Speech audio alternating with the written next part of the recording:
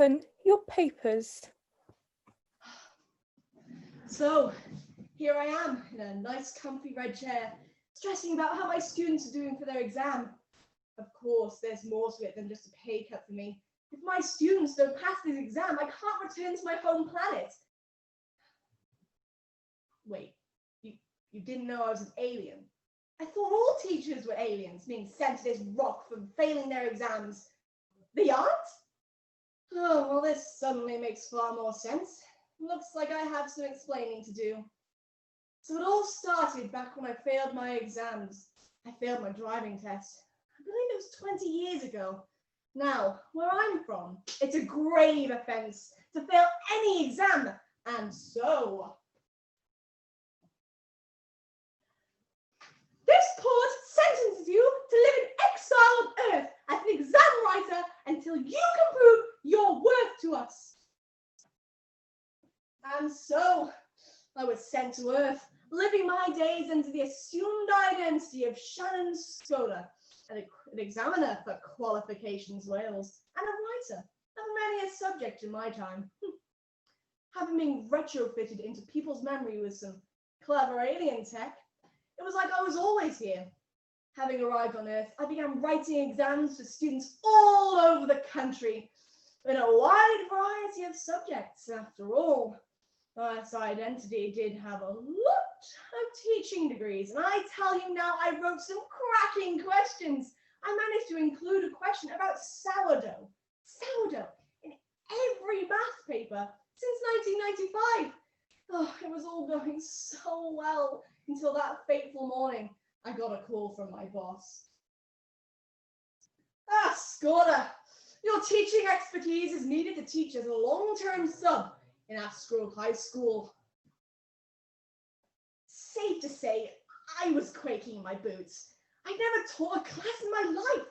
And as my boss told me before I went into the lion's den, the class themselves were the reason why the teacher was incapacitated. I didn't want to end up in a hospital bed. That could expose my cover as an alien. Thus, I had to come up with a plan. I'd be the best teacher that they could ever imagine, so that they couldn't dream of hurting me. Of course, knowing my luck, things went to dogs immediately since I walked through the doors. The children screamed and cried havoc. Chaos reigns! Oh, do be quiet. There's an exam in progress. Oh, it instantly became clear that I had my work cut out for me. Now, how did I manage to get them to this point? They say a magician never reveals their secrets. After all, that would be spoiling the show. Oh, goodness! Would you look at the time? The children be out their exam by now. Oh, I do hope they've done well after all. It's my neck on the line. Here they are. Catherine? Alexander? Rebecca? Is anyone going to tell me how the exam went? You can find out on results day like the rest of us. No, I meant how did you... fine. Never mind, he wants to watch a film. So, we'll skip ahead a little to results day. The children got back their results and they smashed the exam to pieces. Oh, everyone passed with flying colours, although I made one critical error.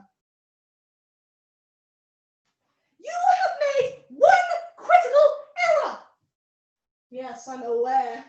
I just explained that, but surely the fact that the children all passed should be grounds enough to let me return home. Perhaps they did pass their exams, however, that does not excuse the fact that you taught them the wrong course. I'm extending your sentence. You're going to remain here for the foreseeable future. You might be a good teacher, but you're careless in your preparations and reckless in your methods. More importantly, you still can't drive. Drat! Oh, I thought the moped license would have fooled them all. Oh, my hard work and effort was for nothing. Oh, why me? Why me? Oh, no. Oh, look, Skoda's crying.